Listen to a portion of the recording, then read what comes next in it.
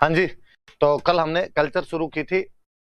थोड़ी मैंने बेसिक जानकारियां दी थी आपको कल्चर की, कि हम त्योहार और मेले पढ़ रहे थे। मैंने बताया था कि हमारे जो त्योहार और मेले हैं वो हम विक्रमी कैलेंडर के अनुसार मनाते हैं। मैंने ये भी बताया था कि विक्रमी कैलेंडर है वो अपने इस ईसवी कैलेंडर जो हम रोमन कैलेंडर यूज में लेते हैं उसे 57 साल आगे होता है। मैंने ये भी आपको बताया था कि विक्रमी कैलेंडर अपना चंद्रमा पर आधारित है और ईसवी वाला जो कैलेंडर होता है वो सूर्य पर आधारित होता है। एक साल में इनमें लगभग 10-11 दिन का गैप आता है, जिसको पूरा करने के लिए हर तीसरे साल विक्रमी कैलेंडर में एक महीना अतिरिक्त जोड़ लिया जाता है, जिसको हम अधिक मास कहते हैं। कोई महीने को 2 बार बोल लेते हैं। मैंने बताया था कि जो नया साल आता है वो चैत्र शुक्ल एकम को आता है, first bright day of Chaitra को आता है। मैंने ये भी बताया था कि पहला त्योहार जो आता है वो श्रावण शुक्ल तृतीया को आता है, और जो छोटी तीज होती है और जो अंतिम त्योहार आता है वो गणगौर आती है, जो कि चैत्र शुक्ल तृतीया को आती है। एक लाइन हमने पढ़ी थी कि तीज त्योहाराम बावड़ीन लेडूबी गणगौर। हम पढ़ रहे थे कि छोटी तीज का जो त्योहार है वो राजस्थान में हमारे पति पत्नी के प्रेम का त्योहार है, प्रकृति प्रेम का त्योहार है, जयपुर में सबसे अच्छा मनाया जाता है। हमने ये भी पढ़ा कि जो तीज है वो जयपुर में सबसे अच्छी होती है और इस दिन पति पत्नी के प्रेम का त्योहार है, इसलिए पति द्वारा पत्नी को जो गिफ्ट दिए जाते हैं उनको हम सिंजारा कहते हैं। महिलाएं सजती संवरती है तो महिलाओं द्वारा जो ओढ़नी ओढ़ी जाती है उसको लहरिया ओढ़नी कहते हैं। झूले वगैरह डाले जाते हैं, ऐसी कुछ बातें बताई थी। रक्षाबंधन का मैंने एक नाम और बताया था, वो था नारियल पूर्णिमा। और हमने पढ़ा था कि इस दिन श्रवण कुमार की पूजा की जाती है। मैंने कहा था कि क्योंकि श्रावण के शुक्ल पक्ष से त्योहार शुरू होते हैं इसलिए हम कृष्ण पक्ष के त्योहार एक बार नहीं पढ़ेंगे, केवल शुक्ल पक्ष वाले पढ़ेंगे। अब चूंकि पूर्णिमा आ गई श्रावण की तो श्रावण महीना खत्म हो गया, अगला महीना आता है भाद्रपद, जिसको हम लोकल भाषा में अपने कहते हैं भादवो। भादवे के महीने में सबसे अधिक त्योहार आते हैं। कभी नॉर्मली कोई प्री में आपसे क्वेश्चन पूछ ले कि कौन से महीने में सर्वाधिक हिंदू त्योहार तथा मेले मनाए जाते हैं, तो भादवे के महीने में।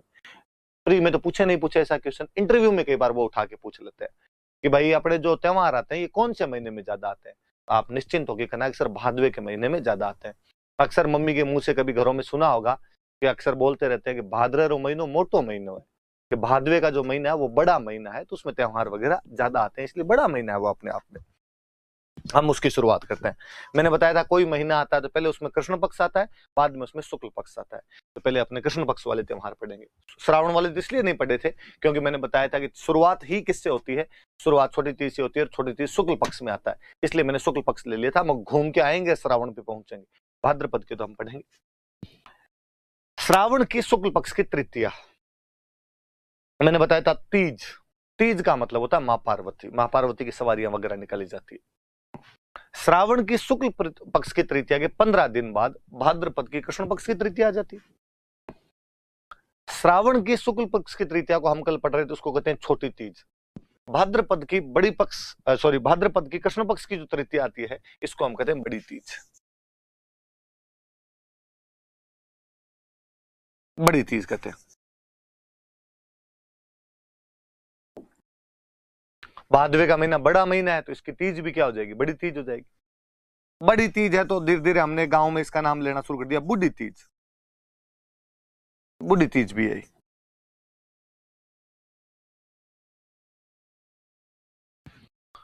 मौसम कजड़ाया वैसा मौसम रहता है हमेशा, कजड़ी तीज है।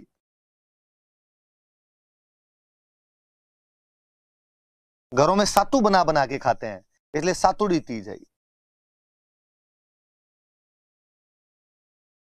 4 नाम है भाई, चारों याद रखना। इसे बड़ी तीज भी कहते हैं, इसे बूढ़ी तीज भी कहते हैं, इसे कजली तीज भी कहते हैं, सातुड़ी तीज भी कहते हैं। सत्तू बना के खाते हैं। आप में ज्यादातर लोगों ने सत्तू खाए होंगे, नहीं खाए तो हो सकता है आप उसको सत्तू नहीं बोलते हैं, कुछ और बोलते होंगे, बाकी खाए पक्का होंगे। मुझे बचपन जब भी याद आता तो सत्तू घरों में बनाए जाते थे और ज्यादा तो खाए नहीं जाते, घी भी ज्यादा होता था, पता नहीं उनमें क्या हुआ करता था, तो अटक जाते थे, यहाँ पे चिपक जाया करते थे। और उनके ऊपर यदि हाथों हाथ को ठंडा पानी पी लिया करते मटके का तो बाद में गला और खराब सा यूं हो जाया करता था। तो सत्तू बनाते थे, वो बड़ी तीज पे सत्तू बनते थे, तो इसको सातुड़ी तीज भी कहा जाता है। तो भादवे वाली जो कृष्ण पक्ष की तीज आएगी इसको बड़ी तीज कहते हैं, इसी को बूढ़ी तीज कहते हैं, इसी को कजली तीज कहते हैं और इसको सातुड़ी तीज कहते हैं। जैसे मैं बता रहा था कि छोटी तीज का जो त्योहार है वो सबसे अच्छा मनाया जाता है अपने जयपुर में। मैं सेम ये कहूं कि बड़ी तीज का त्योहार सबसे अच्छा मनाया जाता है बूंदी, कि बूंदी की बड़ी तीज सबसे अधिक प्रसिद्ध है। मैं कभी जब खुद खुद याद किया करता था क्योंकि यार कैसे याद रहेगा कि तीज कहाँ कहाँ की फेमस है, तो फिर याद करते कि प्रजामंडल सबसे पहले जयपुर और बूंदी में बने थे, तो तीज भी सबसे अच्छी है जो जयपुर और बूंदी में होती है। तो छोटी तीज जयपुर के अंदर होती है, बड़ी तीज बया से, बड़ी तीजन बया से बूंदी, तो ऐसे यूं टाबर थे तब नई नई तैयारी शुरू की थी, उस टाइम के अंदर ऐसा यूं बना लिया करते थे। तो जयपुर और बूंदी में तीज सबसे अच्छी होती है। जयपुर में जो होती है वो तो छोटी तीज है, और बूंदी में होती है ये कौन सी होती है, बड़ी तीज होती है। फिर आया कि यार बूंदी वाले बड़ी तीज क्यों नहीं मनाते, छोटी तीज क्यों नहीं मनाते, बूंदी वाले छोटी तीज मना ले। तो फिर ऐसी कहानियां घटनाएं हैं कि पहले जो तीज माता की सवारियां हुआ करती थी, ये राजमहलों से निकलती थी, और जब राजमहलों से तीज माता की सवारी निकलती तो बाकायदा साथ में सैनिक वेशभूषा के अंदर सैनिक जाया करते थे, राजा रानी राजकुमार खुद भाग लेने के लिए जाया करते थे। रानियां तो हालांकि महिलाएं भाग नहीं लिया करती थी, घर से बाहर नहीं निकलती, पर्दा प्रथा होती, पर पुरुष तो जाया करते थे। कहते बूंदी का एक बार राजकुमार तीज माता की सवारी के साथ गया हुआ था, और जब तीज माता का विसर्जन कर रहे थे तो राजकुमार का पैर फिसल गया, पैर फिसलने से राजकुमार की झील में डूबने से मृत्यु हो गई। छोटी तीज के दिन की बात है।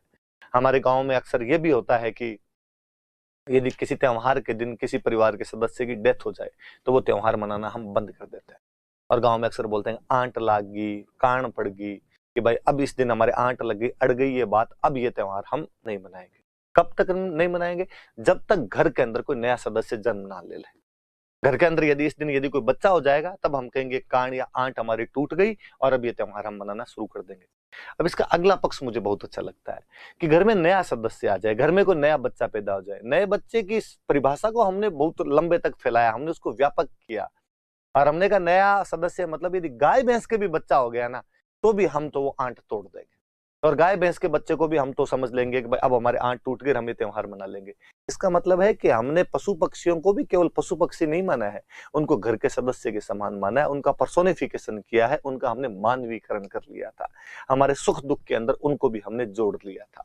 ये भी इन त्योहारों की, हमारे गीतों की, हमारे कल्चर की एक विशेषता है कि हमने प्रकृति की हर चीज के साथ अपना तादात्म्य में स्थापित किया था। तो बड़ी चीज याद रखना भाई। तो बड़ी चीज सबसे अच्छी कहां पर होती है, बूंदी में। ये देना मुझे, नहीं ये भाई बूंदी की जो बड़ी तीज है उसकी सवारी निकलती है। कल हम जयपुर की छोटी तीज माता की देख रहे थे, आज ये बड़ी तीज की सवारी है। अब भाद्रपद में उसके बाद क्या, भाद्रपद की कृष्ण पक्ष की तो तृतीया मनाओ, फिर भाद्रपद की कृष्ण पक्ष में आती है षष्ठी। कृष्ण पक्ष मैंने कल बता ही दिया था शायद, है ना?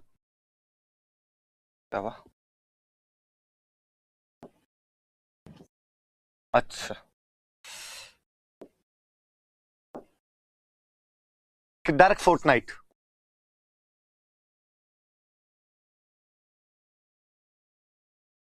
जो कृष्ण पक्ष है जिसमें चांद दिखाई नहीं देता, उसकी तृतीया हमने पढ़ ली। अब षष्ठी, अपने लोकल भाषा में षष्ठी को हम बोलते हैं छठ। क्या बोलते हैं?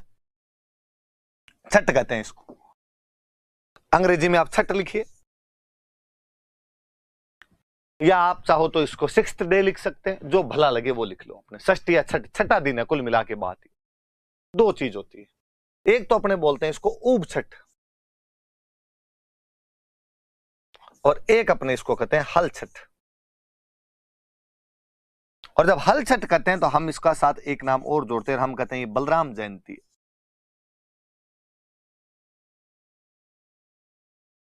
बलराम जयंती है, हल छठ है। मैं नीचे वाले से वापस लेता हूं। भाद्रपद की कृष्ण पक्ष की जो षष्ठी है उसको हम हल छठ बोलते हैं, बलराम जयंती मानते हैं। भगवान कृष्ण के भैया थे बलराम जी, ये उनका बर्थडे है। बलराम जी का प्रिय हथियार था हल, इसलिए अक्सर हम बलराम जी का पर्यायवाची कहते हैं हलधर, हल को धारण करने वाला। इसलिए बलराम जी की जयंती है तो पूजा किसकी करो, तो हल की पूजा की। और जिस छठ पे हल की पूजा की जाए वो हल छठ हो जाएगी अपने आप। तो हल छठ बलराम जयंती होती है, ये भाद्रपद कृष्ण षष्ठी होती है। एक फिर अपने पश्चिमी राजस्थान का साइड का एक व्रत है उबो, मारवाड़ी भाषा में उबो मतलब खड़ा, लड़कियां खड़ी खड़ी व्रत करती है, इसलिए उब छठ हो गई। कि बाकी व्रत जो है उन व्रत के अंदर तो आप केवल खाना नहीं खाना है आपको, और चांद देखने के बाद में खाना खाना। इस बार एक शर्त आपने और जोड़ी साथ में, और आपने कहा कि साथ में खड़ा भी रहना, और खड़े रहते हुए व्रत करना है, और शाम को चांद को देख के खाना खाना है। लड़कियां खड़ी खड़ी व्रत करती है, इसलिए इसका नाम क्या पड़ गया, उब छठ। उब छठ नाम पड़ गया इसका, तो ये भी याद रख लेना भाई। तो दो त्योहार हो गए अपने इस दिन, दो चीज हो गई, एक तो उब छठ, खड़े रह के व्रत किया जाता है तो उब छठ, हल की पूजा की जाती है क्योंकि बलराम जी का बर्थडे था तो हल छठ। अब कभी इंटरव्यू वगैरह में कोई आपसे पूछ ले कि भाई अपने राजस्थान में एक त्योहार आता है जिस दिन लड़कियां खड़ी रह के व्रत करती है, बैठती नहीं है उस दिन, तो वो कौन सा व्रत है? तो आप कह दोगे कि सर वो हल छठ है, उब छठ है। अगला पूछ लेगी उब छठ आती कब है? तो आप कह देना भाद्रपद की कृष्ण पक्ष की जो षष्ठी आती है, जो छठा दिन होता है, जो छठ होती है, उसको हम उब छठ कहते हैं। हालांकि कि खड़ी क्यों रहती है, व्रत क्यों किए जाते हैं, तो टारगेट एक ही है कि अच्छे पति की कामना के लिए व्रत किए जाते हैं। मुझे लगता है यार लड़कियां खूब ही करती है कि खड़ी रहती है, व्रत करती है, खाना नहीं खाती है, टारगेट एकमात्र लक्ष्य पे पूरा ध्यान कि अच्छे पति की कामना के लिए किया जाए। पर वो कितने खड़े रहो, कितने खाना नहीं खाओ, मिलने तो वो कि वो बोमी है, तो क्यों फालतू में खड़ा रह जाए, क्यों ये सब किया जाए? तो उब छठ है भाई, तो उब उब रह के वो खाना खाना होता है। तो आप तो जैसे जो करना वो कर लिया जाए। पर मैं आसपास में देखता हूँ कि यार मिलने तो ये कि डाकी है, इनके लिए खड़ा होना पड़ता है और फल तो नहीं मिल रहा है। इसका मतलब या तो कहीं ना कहीं चूक हो रही होगी, या तो लड़कियों उस चूक को देखिए कहाँ चूक कर पा रहे हो आप, और या व्रत को फिर बंद किया जाए इसको तो कम से कम। तो हल छठ या उप छठ ये ध्यान रखना कि बलराम जयंती होती है, हल की पूजा करते हैं। प्लग जो होता है, हल जो होता है, उसकी पूजा की जाती है। उसको बलराम जी का हथियार है इसलिए पूजते हैं उसको उस दिन। अब बलराम जी का बर्थडे षष्ठी को, सप्तमी निकली, एक दिन बाद अष्टमी को भगवान कृष्ण का बर्थडे आ जाए। दोनों भाई भाई के बर्थडे पास पास में थे। षष्ठी को मनाए बलराम जी अपना बर्थडे और अष्टमी को मना ले भगवान कृष्ण अपना बर्थडे। फिर दोनों भाइयों के दोस्त तो कॉमन ही थे, तो दोनों सप्तमी को पार्टी कर लेते होंगे कि अपने तो सप्तमी को कर लेते हैं पार्टी, यार दो दो खर्चे कौन लगाए, तू छठ को पार्टी देगा, मैं अष्टमी को पार्टी दूंगा। दोनों भाई दोस्तों कॉमन दोस्तों को बुलाते, आ जाओ सप्तमी को अपनी पार्टी हो रही है, तो उस दिन पार्टी कर लिया करते थे दोनों। याद रखना भाई, कृष्ण जन्माष्टमी कोई नहीं पूछे आपसे, आ गई तो मैंने आपको पढ़ा दी। भगवान कृष्ण का जन्म होता हुआ, जन्म के बाद में जब नंद बाबा लेके जा रहे थे तो उस समय का सीन है। कृष्ण जन्माष्टमी भगवान कृष्ण का जन्म है। अब कृष्ण पक्ष की नवमी, नवमी को होती गोगा नवमी। पश्चिमी राजस्थान के एक लोक देवता है गोगा जी महाराज, तो गोगा जी महाराज का दिन होता है, तो गोगा नवमी होती। हम राखियां बांधते हैं रक्षाबंधन को, अक्सर हम सारे जानते हैं कि रक्षाबंधन को राखियां बांधी जाती है। राखियां खोलते हैं गोगा नवमी को, बांधने के 9 दिन बाद राखियां खोली जाती है। और गांव में तो बड़ा त्योहार होता है गोगो। अक्सर मैं देखता हूं कि नई नई लड़कियों की जिनकी शादी होती है, वो जब पहले सावन में घर आई हुई होती है, तो सावन खत्म होते ससुराल वालों के फोन आए कि भाई भेजो सावन खत्म हो गया। तो अक्सर गांव के अंदर कहते हैं कि रुको भाई 9 दिन तो रुको, गोगे के बाद भेजेंगे। गोगा बड़ा त्योहार है, गोगे पे राखियां खोली जाती। तो वैसे सामान्यतः गोगे पे राखियां खोल देते हैं, पर किसान इस दिन अपने हल के राखी बांधता है। वापस हल आ रहा है देखो, किसान हल को राखी बांधता है। चूंकि नवमी होती है इसलिए 9 गांठ लगाता है। तो पूछा जाए कि किसानों द्वारा हल को राखी कब बांधी जाती है, तो नवमी को बांधी जाती है। कितनी गांठ लगाई जाती है, तो 9 गांठ लगाई जाती है। कौन सी नवमी को बांधी जाती है, तो भाद्रपद कृष्ण नवमी को बांधी जाती है। कौन सी नवमी होती है, तो गोगा नवमी होती है। 2 जगह मेले लगते हैं। वैसे तो गोगा जी जब पढ़ेंगे तब हम और पढ़ेंगे, बाकी मैं यही थोड़ी बात बताऊं। 2 जगह मेले लगते हैं। चूरू में एक जगह पड़ती है ददरेवा, यहां पर मेला लगता है। हनुमानगढ़ में एक जगह पड़ती है गोगा मेड़ी, यहां पर मेला लगता है।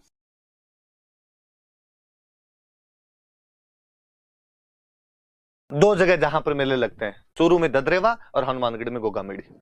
कोई सिंपल सा उठा के पूछे कि भाद्रपद कृष्ण नवमी के राजस्थान में 2 प्रसिद्ध मेले बताइए, तो आप बता देना सर गोगा नवमी होती है इस दिन, और इस दिन ददरेवा चूरू में मेला लगता है गोगा जी महाराज का, और गोगा मेड़ी हनुमानगढ़ में लगता है। यहाँ क्यों लगते हैं हम आगे बात कर लेंगे, एक बार इतना सा याद रखा जाए। कल ही मैं आपको बता रहा था कि ये चीजें अपने बार बार आगे काम आएगी, इसीलिए टॉपिक शुरू में पढ़ लेना चाहिए ताकि आगे वाली चीजें थोड़ी इजी वे के अंदर निकल जाए। अपने किसान अपने हल को 9 गांठ वाली राखी बांधता है, मेले लगते हैं गोगा जी महाराज के, ददरेवा चूरू में और गोगा मेड़ी हनुमानगढ़ में। गोगा जी महाराज का चित्र है आपके सामने। वही कृष्ण पक्ष चल रहा है अपना, भाद्रपदी कृष्ण पक्ष में हम पढ़ रहे हैं। द्वादशी, द्वादशी मतलब 12वां दिन, 2 और 10 12वां दिन। आप लोकल भाषा में अपने कहें तो बारस। इंग्लिश वाले भाई बंधु चाहें तो इसको बारस लिखें, और आपको फील नहीं आए तो अपने 12th डे लिखें भले। बछ बारस होती है, बछड़े की पूजा की जाती है। काफ। फिर कोई कहानी है कि कोई एक राजा था और उसके दो रानियां थी, एक सीता और गीता। दोनों रानियों में से एक रानी के पास में गाय थी और एक रानी के पास में भैंस थी। गाय से बछड़ा पैदा होता, बछड़े से बैल बनता, और बैल खेती में काम आया करता था। शुरुआत में हमारी इकोनॉमी का मुख्य साधन ही कृषि था, जब तक उद्योग और व्यापार वाणिज्य नहीं आया था। प्रारंभ में सबसे पहले पशुपालन था, और पशुपालन से खेती की तरफ बढ़े थे। जब पशुपालन था तब भी गाय एक महत्वपूर्ण पशु था। गाय से दूध मिलता, गाय का दही अच्छा होता, गाय का घी अच्छा बनता। और जब खेती की तरफ मूव किया किसान ने, जब वो किसान बना, तब तो उसे बैल की बहुत ज्यादा जरूरत पड़ने लगी कि हल जोतने के लिए तो बैल ही काम आएगा। वो घर के सदस्य की भांति था, घर का बेटा था बैल, क्योंकि कमा के लाता है, हल तो वो जोतता है। केवल गाय माता नहीं थी, बैल की भी हमने वैसी पूजा करनी शुरू की। गांव में छोटे थे तब गाया करते थे, गा माता गोमतीन टोगड़ियो गणेश। टोगड़िया वो जो बछड़ा है, वो जो काफ है, वो गणेश है। तो बछड़े को हमेशा ही अच्छा माना जाता है कि यार बैल बनेगा ये बड़ा होके। और चूंकि ये अपनी फसलों के साथ जुड़ा हुआ था, इकोनॉमी के साथ जुड़ा हुआ था, और मनुष्य के जो भी चीज इकोनॉमी से जुड़ी होती है, मनुष्य उनको बहुत चाहता है। इसीलिए धीरे धीरे गाय जो है वो महत्वपूर्ण पशु के रूप में सामने आया, और हमने उसको माता ही मानना शुरू किया। और गांव में कहा जाने लगा, भाई गाय छोड़ो, बछड़े के भी हाथ नहीं लगाया जाना चाहिए। आज भी मैं अक्सर कई गांव में देखता हूँ कि बैल मर जाता है तो बाकायदा मूर्तियां लगाते हैं उसकी। हमने तो सिंधु घड़ी सभ्यता थोड़ी सी पढ़ी, क्योंकि अपने तो तिथि काम की बातें हैं। फिर मुझे लगता है इंडियन हिस्ट्री के अंदर ये पढ़ाई जाती है खूब सारी, तो खूब सारी बातें वहां पढ़ लेते हैं। तो मैं यहाँ थोड़ी खा भी जाता हूँ उसको कि यार इंडियन हिस्ट्री में पढ़ते हैं तो वहां पढ़ लेंगे, क्यों डबल रिपीट की जाए कई चीजों को, वहां समझ में इजीली आती है। वहां पढ़ोगे कि कुब्बड़ वाले बैल का चित्र तो मोहरों पे सिंधु घड़ी सभ्यता वालों ने खूब लिखा, खूब चित्र बनाए उसके। तो मतलब बछड़ा बैल हमारा महत्वपूर्ण पशु है। तो एक राजा, उसके दो रानियां सीता और गीता, एक के पास गाय एक के पास भैंस। भैंस की जो मालकिन थी, उसको एक दिन भैंस ने कहा कि देखो तुम मेरी मालकिन हो, तुम तो मेरे से लाड रखती हो, पर बाकी सारे लोग लाड गाय का रखते हैं, सारे लोग गाय को चाहते हैं। और इस गाय के बछड़ा होने वाला है, बच्चा होने वाला है, और यदि इसके बछड़ा हो गया तो गाय का फिर और ज्यादा लाड रखना शुरू कर देंगे, मुझे ये पीटेंगे। तुम मेरी मालकिन हो, तुम्हारा थोड़ा कर्तव्य बनता है कि नहीं बनता है? उसने कहा मैं क्या करूं कि आप देख ले, इसके बछड़ा हो तो ये मुझे पीटेंगे, तो मुझे बचा तू कैसे न कैसे करके। और कहते हैं कि उस भैंस की मालकिन ने ध्यान देना शुरू किया, और जैसे ही गाय के एक दिन रात को बछड़ा हुआ, उसने अपने नौकरों का बछड़े को पीछे ले जाओ और पीछे ले जाके काट के फेंक दो इसको। नौकर गए और चाकुओं से बछड़े को काट कर फेंक दिया। कहते हैं अगले दिन जब राजा खाना खाने के लिए बैठा तो आसमान से रक्त की वर्षा होने लगी, हड्डियां गिरने लगी, और आकाशवाणी हुई कि हे राजन, तुम्हारे राज्य में गाय के बच्चे को काटकर फेंक दिया गया, और तुम हो जो बैठकर खाना खा रहे हो। हे राजन, तुम्हारे घर के पिछवाड़े में, तुम्हारे महल के पीछे की साइड में एक बछड़ा कटा हुआ पड़ा है। राजा वहां गया और उसने जाकर देखा कि वाकई वहां पर बछड़ा कटा हुआ है। राजा ने घोषणा करवाई, राजा ने मुनादी करवाई कि आज के दिन, आज के बाद बछड़ों की पूजा की जाएगी, ये बछड़ों की बारस मानी जानी चाहिए। इसलिए हम उसको बछ बारस बोलते हैं। और किसकी पूजा करते हैं? बछड़े की। क्योंकि बछड़े को चाकुओं से काट दिया गया था, इसलिए आज के बाद इस दिन कोई भी चाकू का प्रयोग नहीं करेगा। चाकू रसोई में साइड में रखे जाएंगे। इसलिए कभी नोटिस करना, बछ बारस वाले दिन मम्मी चाकू साइड में रख देती है, रसोई में कुछ भी काटते नहीं है। तो आप कहोगे सर फिर सब्जी कैसे बनाते हैं? सब्जी साबुत अनाज बनाए जाते हैं उस दिन, और कोई टमाटर वमाटर नहीं डालते हैं उस दिन सब्जी में, क्योंकि काट तो सकते ही नहीं आप। तो बछ बारस वाले दिन दो बातें याद रखनी है कि बछ बारस को एक तो बछड़े की पूजा की जाती है, एक चाकू का प्रयोग नहीं किया जाता। नाइफ यूज नहीं किया जाएगा, और जो काफ है, जो बछड़ा है, उसकी पूजा की जाएगी। ये चीजें कब की जाती है? तो बछबारस वाले दिन की जाती है। तो बातें याद रखना आप। तो कृष्ण पक्ष की द्वादशी को बछबारस आती है, इस दिन बछड़े की तो पूजा की जाती है, और चाकू का प्रयोग नहीं किया जाता। मम्मी से और पूछना इस बारे में, वो ज्यादा अच्छे से बता पाएंगे, उनकी कहानी और अच्छे से सुनी हुई होगी। इसके बाद आ गई अमावस्या, सती अमावस्या। सती माताओं के जहां जहां मेले लगते हैं, सती माताओं के जहां जहां मेले भरते हैं, जहां जहां मंदिर होते हैं, वहां वहां उनके बड़े मेले भरते हैं। और अपने बड़ा कोई मेला लगता है तो वो झुंझुनू के अंदर रानी सती वे, उन रानी सती का मेला भरता है झुंझुनू।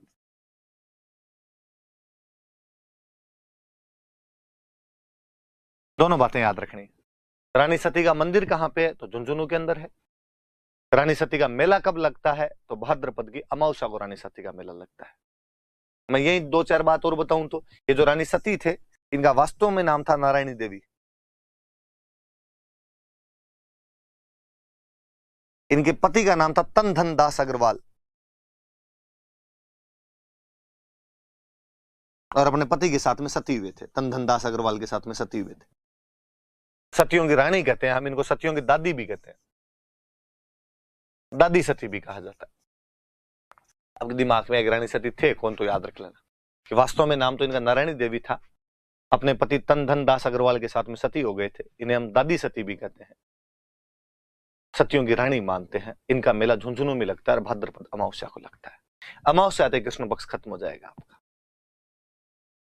आपने पता नहीं नोटिस किया कि नहीं किया, पर मैं बताऊं आपको, कृष्ण पक्ष में खूब सारे हमने त्योहार पढ़े, पर त्योहारों का सीरीज ये है।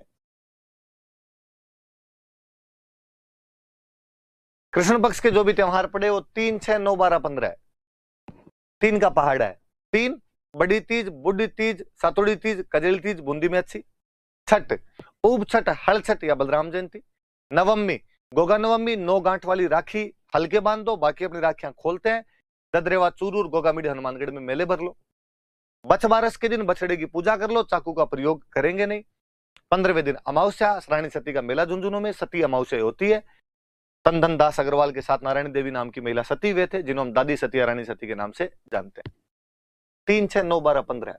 ज्यादा लोड लेने की आवश्यकता नहीं। आप कहोगे सर अष्टमी और थी, हाँ भाई अष्टमी और थी, पर ये याद नहीं रखनी। कोई नहीं पूछे कृष्ण जन्माष्टमी कब आती, बलराम जयंती जरूर पूछ लेगा, उसे पता है क्या कृष्ण जन्माष्टमी इसको याद है, क्या करूंगा मैं पूछ के। इधर तो 3, 6, 9, 12, 15 और कुछ नहीं। अब अपने आ जाओ शुक्ल पक्ष पे। शुक्ल पक्ष पे आ गया। अब शुक्ल पक्ष पढ़ेंगे भाद्रपद। कृष्ण पक्ष खत्म कर लिया हमने, अब कृष्ण पक्ष वाले में कुछ ही नहीं लिखेंगे और खाली पड़ा रहेगा, शुक्ल पक्ष वाले पढ़ेंगे। शुक्ल पक्ष में द्वितीया, और द्वितीया को बोलते हैं बाबरी बीज। द्वितीया को नॉर्मल अपने राजस्थानी में यदि बोले तो अपने कहेंगे दूज। आप कहोगे सर द्वितीया दूज है, हाँ भाई द्वितीया दूज है। पश्चिमी राजस्थान, जैसलमेर बाड़मेर वाला जो इलाका है, ये गुजरात का टच करता है। गुजरात में 2 को बोलते हैं बे, 2 को बे कहते हैं, इसलिए वहां पे जाके दूज बीज बन जाती है, तो दूज हो गई बीज।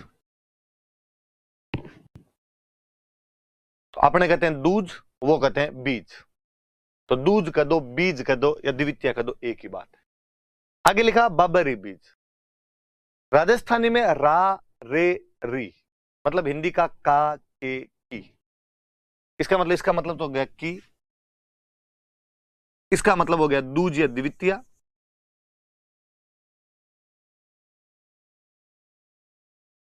पर बाबा कौन? कोई जो बाबा, बाबा रामदेव।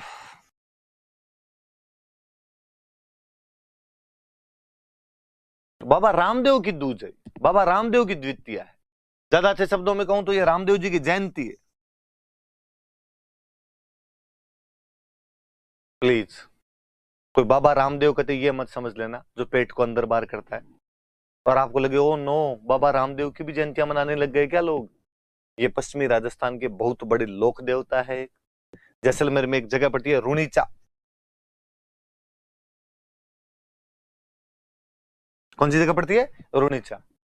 वहां पर बाबा का मेला लगता है बहुत बड़ा। द्वितीया से शुरू होता है, एकादशी तक चलता है। मैं बताऊंगा एकादशी तक क्यों चलता है आगे, जब रामदेव जी पढ़ेंगे तब।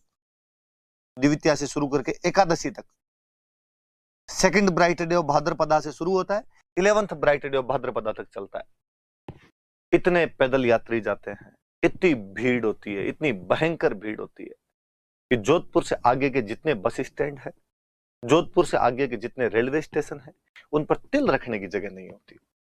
रोड की साइड के अंदर जातरू जातरू होते हैं, पैदल यात्री खूब सारे मिलेंगे।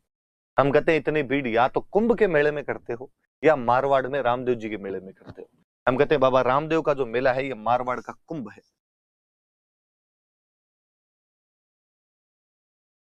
इस मेले को मारवाड़ का कुंभ कहा जाता है।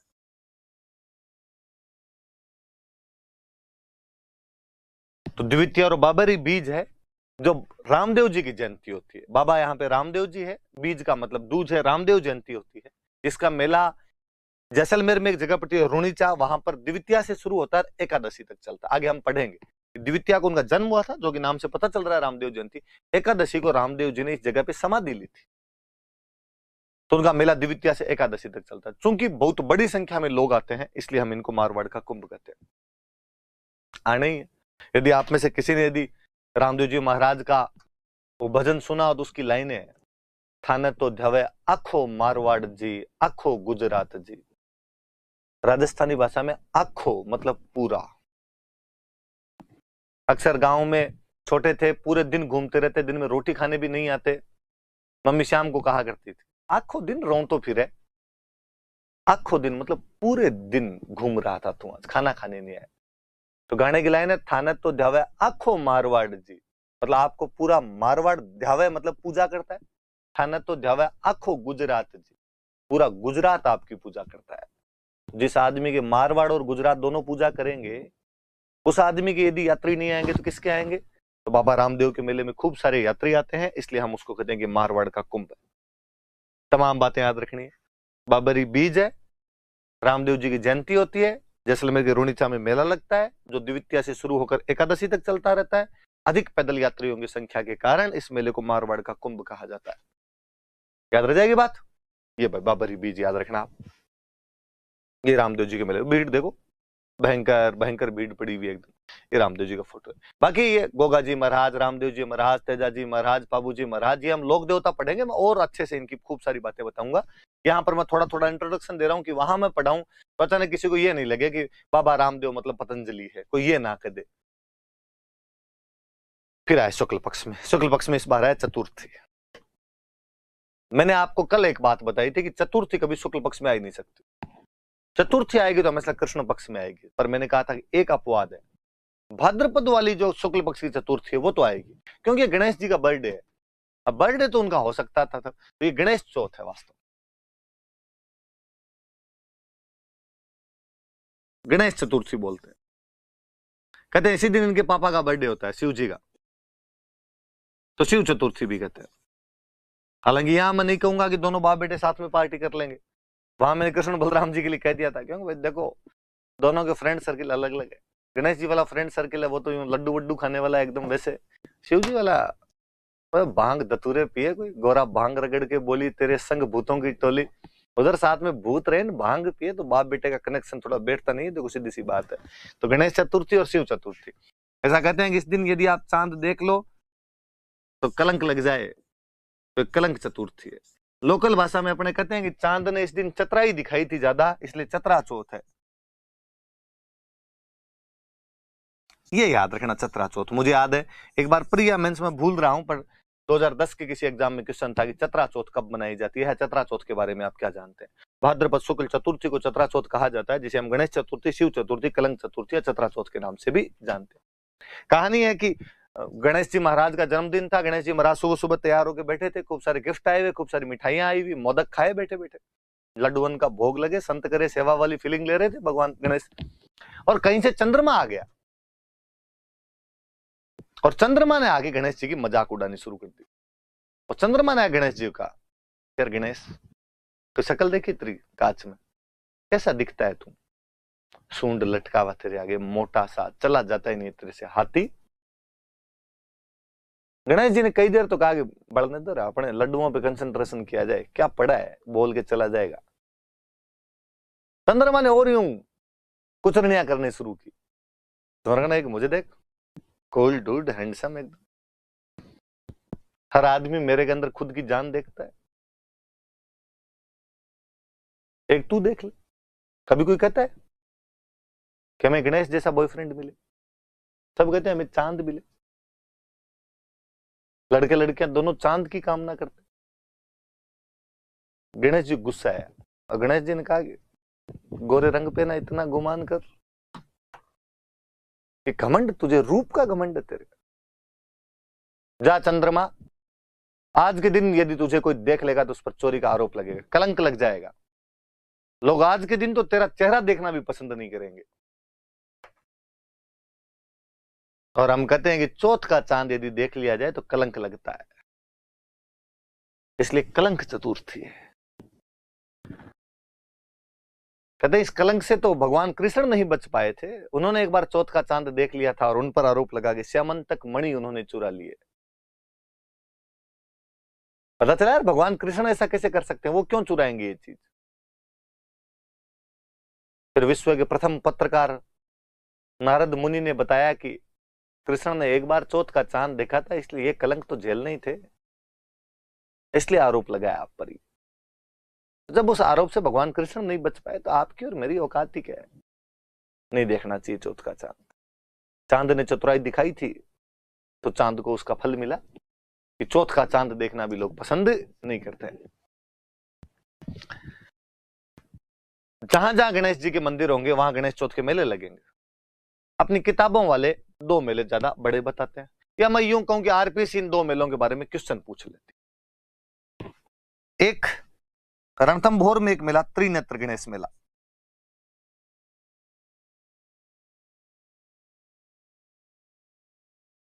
त्रिनेत्र गणेश मेला लगता है रणथंभौर में।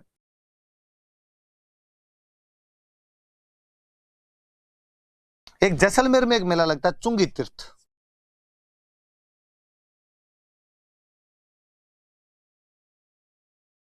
चुंगी तीर्थ मेला जैसलमेर, ये थोड़ा याद रखना, जैसलमेर वाला चुंगी तीर्थ। क्योंकि त्रिनेत्र गणेश वाला ज्यादातर लोगों को पता होता है, चुंगी तीर्थ वाला इतना पता नहीं होता। आगे शायद इसमें फोटो होनी भी चाहिए। ये रहा